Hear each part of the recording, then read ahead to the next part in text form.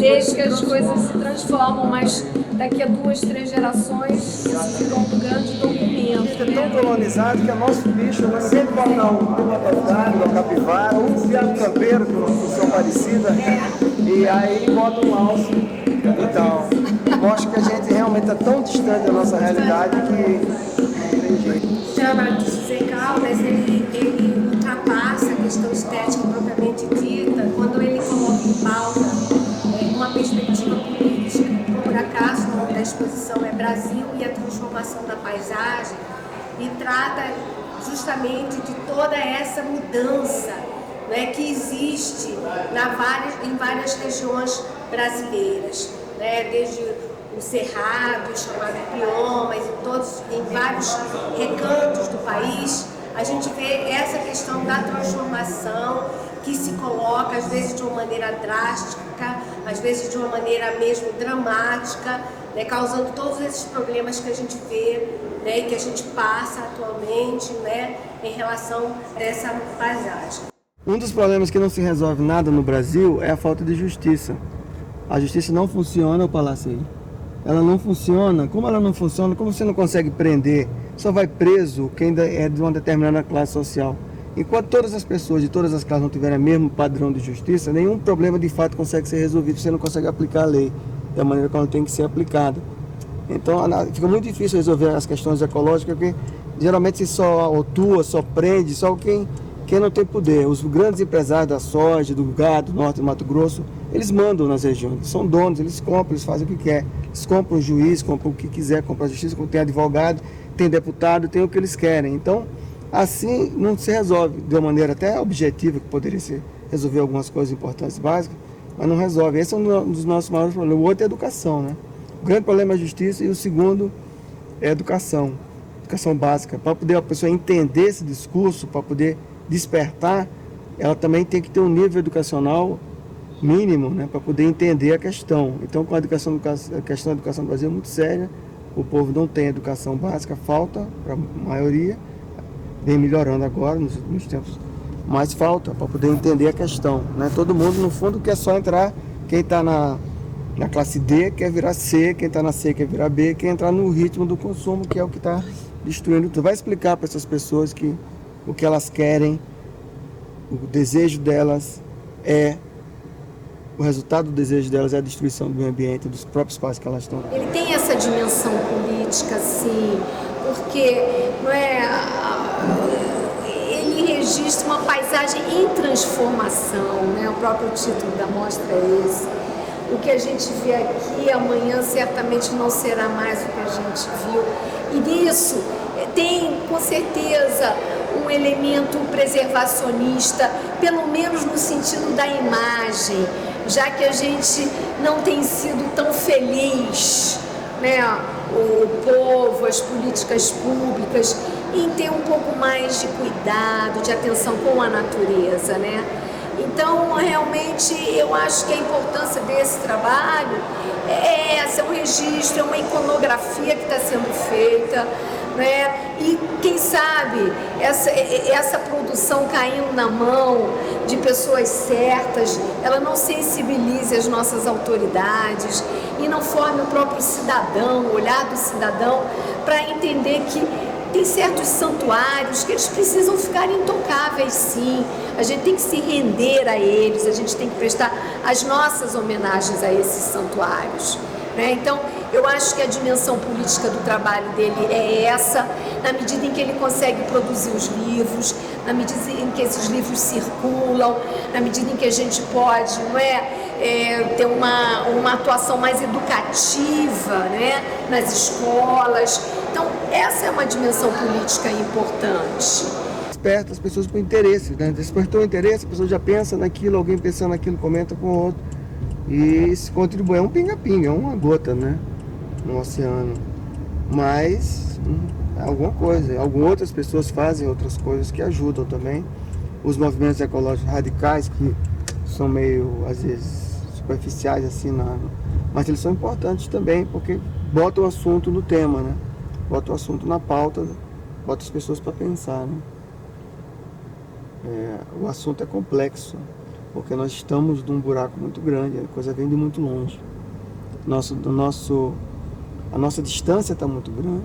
A gente vem se afastando gradualmente há milhares de anos. Apenas a gente está chegando num momento em que isso está ficando mais e mais evidente. Uma parcela da população está acordando, mas a grande parcela não está percebendo. Eu acho que o meu trabalho pode ajudar algumas pessoas a acordarem, assim como outros filmes, outros documentários, outras pessoas. Uma parte da população vai acordando e pode ser que isso provoque uma mudança mais para frente. Porque a catástrofe está anunciada. O que nós vamos fazer? O que podemos fazer? Essa é a questão. E a fotografia tem esse poder, né? Desde sempre. Ela tem o poder de não nos deixar esquecer o quão bela é a natureza, né? E o quanto a gente pode realmente fazer para preservá-la. Essa é a nossa atuação. Com o passar desses últimos 20 anos, deu para ver que houve uma mudança na população em relação a isso. Hoje se fala muito mais de meio ambiente, ecologia, as pessoas estão começando a despertar, né? O processo começou na época da Eco 92, que a gente achava que ia ser uma mudança logo, mas não foi uma coisa, aconteceu nada na época, mas aos pouquinhos a população vem acordando para esse fato e começando a exigir alguma mudança, as leis estão apertando e tal. Mas a distância da realidade é muito grande, é uma coisa muito mais profunda do que o próprio poder público pode até fazer. Até porque o poder público é uma expressão nossa, do povo. Eles estão lá porque a gente permite, porque eles são a expressão do que nós somos. Então, o que nós não queremos preservar o meio ambiente, não faz parte da nossa preocupação normal, a gente perdeu essa ligação. Então, não tem como exigir do poder público que faça alguma coisa assim. Nós consumimos o ambiente, essa é a nossa forma de vida. Enquanto que a maioria das pessoas não perceberem isso, cada um dentro do seu processo educacional, de crescimento intelectual e etc., não descobrir isso, nada vai mudar, na verdade. As pessoas têm que ir modificando por dentro. Só que o processo ganhou uma velocidade, uma dimensão tão grande que dificilmente vai dar tempo da gente acordar para o assunto sem que haja problemas maiores, que é o que já está acontecendo aí pelo mundo em vários lugares. Não é um problema do Brasil, é um problema da civilização geral.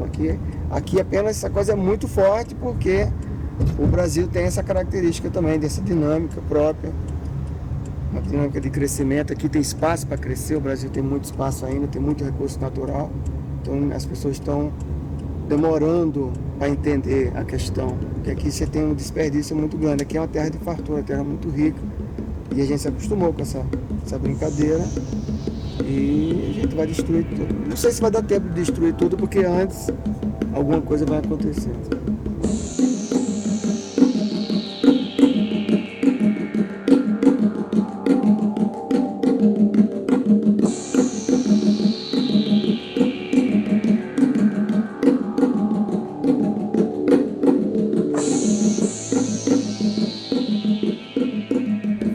Como se vive de fotografia? Depende da pessoa, né? Depende do que você faz. Fotografia comercial, fotografia de evento, casamento, essas coisas, tem um mercado imenso. As pessoas, muita gente ganha dinheiro e tem mercado para quem quer. Agora, tem vários mercados dentro disso aí, né? O meu mercado é muito restrito, então eu tenho uma sorte muito grande de conseguir fazer tantos livros e fazer várias coisas e conseguir ter uma vida razoável nisso aí. Porque isso não é um assunto de grande interesse para a nossa sociedade. E agora o mercado de foto de arte está crescendo, né? Tem muita gente, pelo menos é o que dizem, está abrindo muito o mercado de arte e fotografia. Mas ele consegue também trazer de uma maneira simbólica e de uma maneira metafórica mesmo esse Brasil que a gente vive, a grandiosidade desse país, o que é percorrer esse país durante tantos anos de uma maneira sistemática, de uma maneira empenhada. Acho que isso que faz toda a diferença.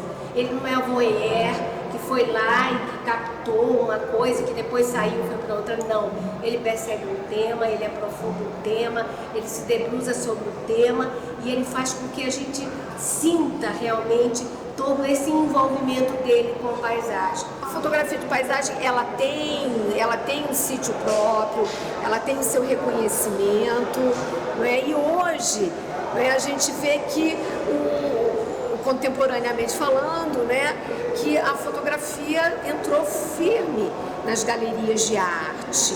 E eu acho que essa questão de um trabalho contemporâneo, ele se faz muito pelo posicionamento que o fotógrafo tem e que o fotógrafo passa em relação ao mundo que ele vive. Eu acho que o Zé Caldas consegue fazer isso, né, de uma maneira com excelência, com mestria, e ele faz assim, permite, né, que a gente possa, né, mergulhar nesses nichos de memória, né,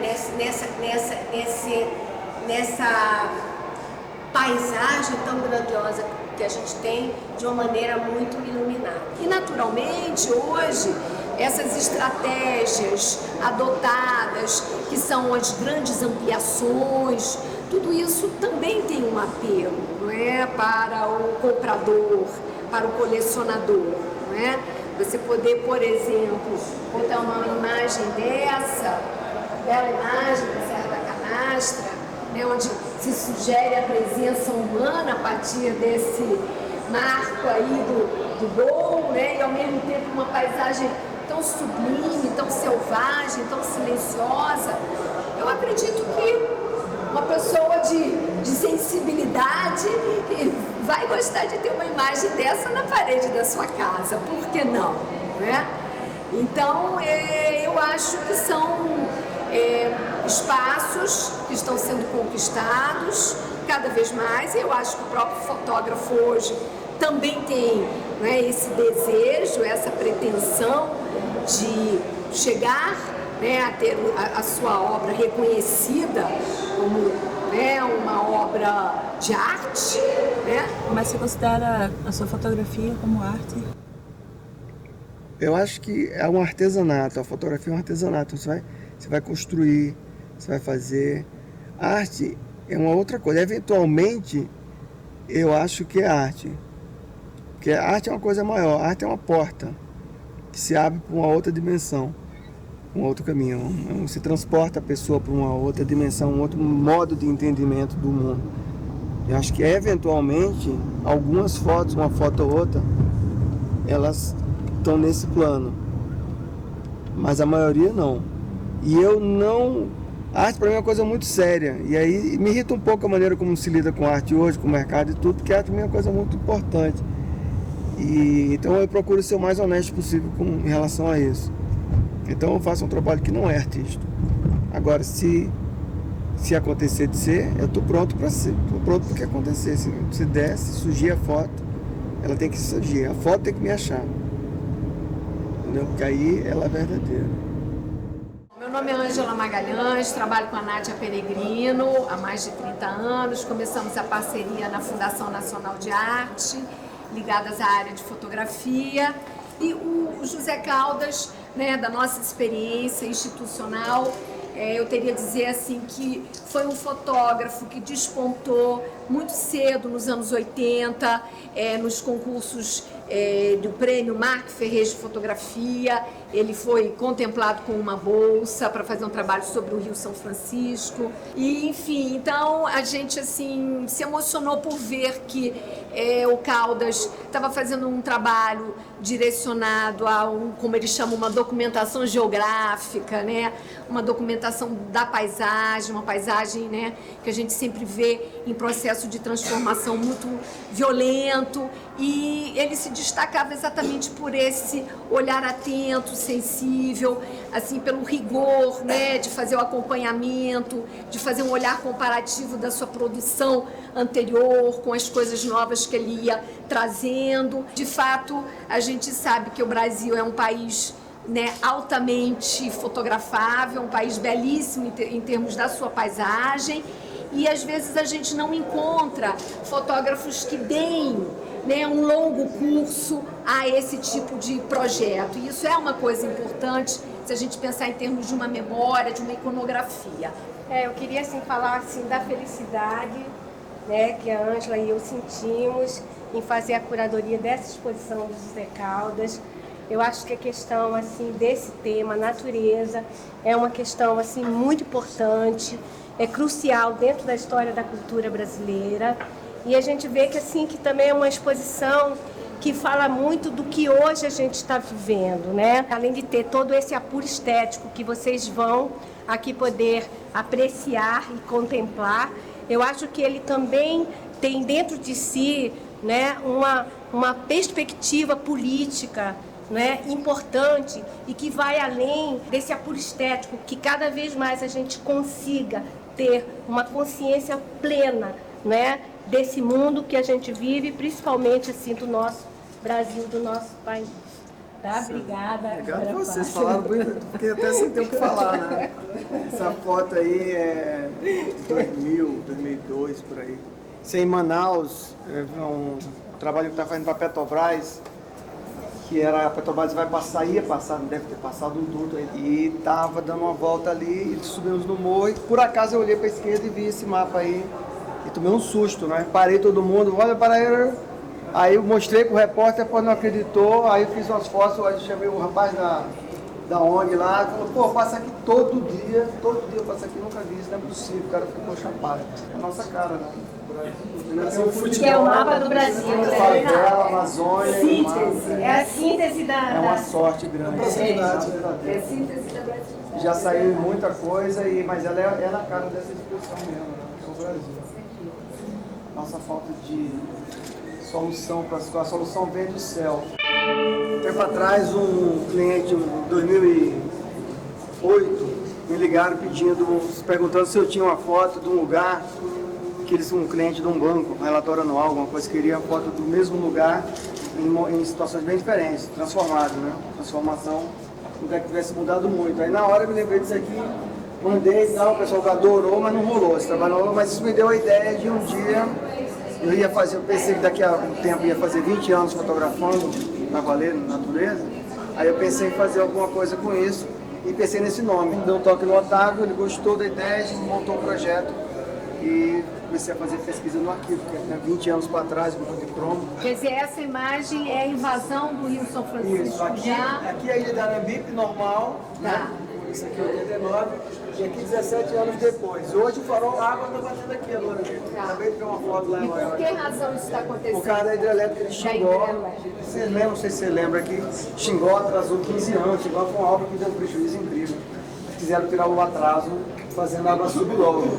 E também, na época, o projeto de Xingó não tinha previsão de nada a jusante. A lei ambiental brasileira não tinha sido atualizada ainda. Quando ela ficou pronta, já estava atualizado toda a hidrelétrica, ela tem que indenizar, tem que fazer as ações ecológicas, tanto a montante quanto a jusante. A jusante é a hidrelétrica para baixo. Isso aí é a jusante, a lei não dizia que isso aí não tinha nada que ser feito. Hoje é a maior confusão, essa ilha, 2/3 dessa ilha está assim, uma comunidade inteira chamada do Cabeço, é uma vila de pescador, todo mundo perdeu a casa, perdeu tudo e foram para um lugar chamado Saramento atrás, e o governo do estado deu algumas casas, fizeram algumas coisas, mas a Chess, que é o maior responsável, não fez nada. E o que aconteceu é que o mar está entrando de vez, que aí o São Francisco já vinha enfraquecendo, com essa, a água entrou, já tem peixe de água salgada até em Piranhas, que já é lá colado na hidrelétrica. O sol em certas épocas já está batendo lá, dependendo da cor, dependendo da época. Assim, então é uma região que se transformou. Nós que ainda fazemos parte desse tempo, para a gente, talvez a gente às vezes passe com certo, não com a atenção, né? A rapidez que as coisas se transformam, mas daqui a 2, 3 gerações isso virou um grande documento, né? Sandinato é um lugar maravilhoso, um lugarzinho encrostado na montanha, é na curva do São Francisco Final, perto de Xique-Xique, lá de Xique-Xique, faz parte de Xique-Xique, Sandinato. Essa foto, a gente fala um pouco sobre ela no nosso texto, que é justamente, né, essa questão da fotografia, que vai trazer, né, de forma muito forte, muito vívida até esse lugar, mas ao mesmo tempo a própria angulação, né, o próprio olhar do fotógrafo faz com que a terra, ou seja, essa edificação, né, cravada na terra, se encontre com o céu. Então é interessante, né? E a gente vai penetrar aqui, através do olhar do José Caldas, num terreno da ilusão, porque na verdade, né, a Terra está bem distanciada do céu, mas aqui a gente vê tudo muito próximo. Essa é uma questão também assim que se coloca, né, entre o que a gente olha e o que a gente vê através do olho do fotógrafo. Bacana, hein? Nunca tinha pensado nisso. De lá pra cá é Amazônia, em 89, quando eu comecei a fazer natureza. A primeira viagem que eu fiz foi isso aqui. Eu rodei, fui pra Mato Grosso, depois rodei toda a região amazônica em 3 meses. E duas fotos nesse período, acho que só tem essas duas dessa viagem. Que é o garimpo do Bom Futuro em Rondônia, perto de Ariquemes. Era o maior garimpo de cassiterita do mundo na época. Ariquemes era a capital mundial da malária, é outro dado, né, do jornal, tudo maior do mundo. O lugar com o maior índice de malária no mundo. Essa montanha ela sumiu, ela já tinha perdido 1/3. Depois ela foi, depois virou um buraco, e uns 6 anos depois dessa foto encerrou o garimpo. Essa aqui é a área do garimpo. Aqui é em Paulo Afonso, na época do livro de São Francisco. Aqui também, aqui em Petrolina, a Sobradinho aqui, que é o grande perigo que a gente tem lá, né? Ele diz o maior lago artificial do mundo, outra coisa que eu falo, que eu não sei se o Brasil tem muita coisa que é o maior do mundo. O maior lago artificial do mundo e principalmente obra pública. Obra pública, né? Na época dos militares foi feito isso aqui, e depois tem o Xingó, né? Tem Taparica que tá pra lá, tem Paulo Afonso, aliás, que é o mais antigo, depois Xingó. E o grande coisa dessa história toda, que é um papo de Belo Monte agora, que estava conversando outro comigo meu. É uma coisa que eu descobri 2 anos atrás, fazendo um trabalho para a CESP em São Paulo, um técnico num laboratório que me explica solos, estudo de solos de hidrelétrica, explicou para mim, que deu uma informação absurda. Que eu tomei um susto, o cara falou no meio do nada, como quem está falando qualquer coisa, ele falou assim, não, porque o tempo útil de uma hidrelétrica é a média de 100 anos. Vocês sabiam disso? Não. Eu não sabia, eu falei, rapaz, para, não, o que é isso? A gente está aqui, o cara, 100 anos, é média. Tem hidrelétrica na Argentina com 70 que já está interditada, porque já não deu assoreamento, interrompe, você não tem com areia, começa a vir tanta areia que pode estragar e interrompe. E aí? Não, e aí fica lá. Agora você imagina a quantidade de hidrelétrica que a gente está fazendo. Olha Sobradinho. Sobradinho já tem 20, vamos dizer, deve ter 20 alguma coisa, né? Daqui a pouco Sobradinho vai chegar a um ponto, daqui mais uns 60 anos, Sobradinho pode ser, não, agora não produz mais.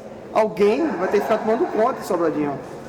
Com que zelo vou tomar conta de uma coisa que não gera nada, é só responsabilidade. Eu quero ver as fissuras, a movimentação de solo que rola, num lago imenso. Daqui a mais 70 anos, que tamanho vai estar Petrolina e Juazeiro, que hoje já está com quase 1 milhão, juntando as duas. Petrolina e Juazeiro cresceu pra cacete. Aracaju já deve estar daqui a 70 anos, vai estar com 2, 3 milhões. As cidades todas para baixo, vai estar um monte de gente morando.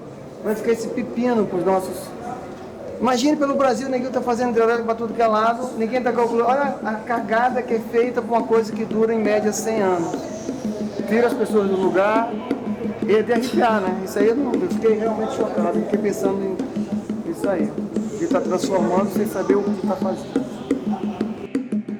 Isso aqui é interessante, que a cozinha da Fazenda Cipó, que é como se diz, é o estabelecimento mais antigo em toda a região. Dizem que o alicerce é alicerce de um acampamento no tempo dos Bandeirantes. Por onde foi, que depois virou a fazenda, que depois virou um lugar lá. Por isso que virou Serra do Cipó, Rio Cipó e tal. Fogão a lenha? É um fogão a lenha imenso, é um lugar, essa cozinha é maior do que essa sala. Essa é um negócio imenso com a câmera panorâmica, dessas que rotaciona. O fotógrafo deve conhecer, uma câmera meio difícil, né? Que roda, então ela dá 146 graus e sem luz nenhuma. Ela ficou tipo quase 3 minutos expondo aqui. Ela vai 2 segundos, mas é 2 segundos, ela vai escaneando a cena assim. Aí aqui tinha uma luz, que deu uma balançada, que ela ficou um tempo, aí deu esse negócio. Você adora essa foto?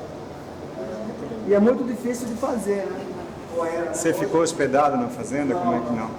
Esse pode quase a cidade cresceu quase dentro. Só que agora está tombada, está todo mundo segurando a fazenda, porque é um atrativo turístico. Eles também só têm isso agora, que a fazenda já é falida há muito tempo. Tem as pessoas com 90 anos, com 80, umas figuras impressionantes que moram ainda na fazenda, as figuras que são salvação. Né? Aqui no Rio, isso aqui eu parei para fazer não sei muito a pretensão aqui no Rio de Janeiro, calçada. E aí uma outra câmera panorâmica, aquela raçazinha, panorâmicazinha menor, 35, uma exposição de uns 8 minutos, 6. E deu uma sorte que eu fiz algumas. Essa aqui, na hora que eu estou expondo, encostou o carro da polícia atrás de mim, aí deu o clima de Rio de Janeiro. Você vê isso aqui está pintado pela passeira. Aí deu uma flechada e também marcou mais algumas pessoas. Que só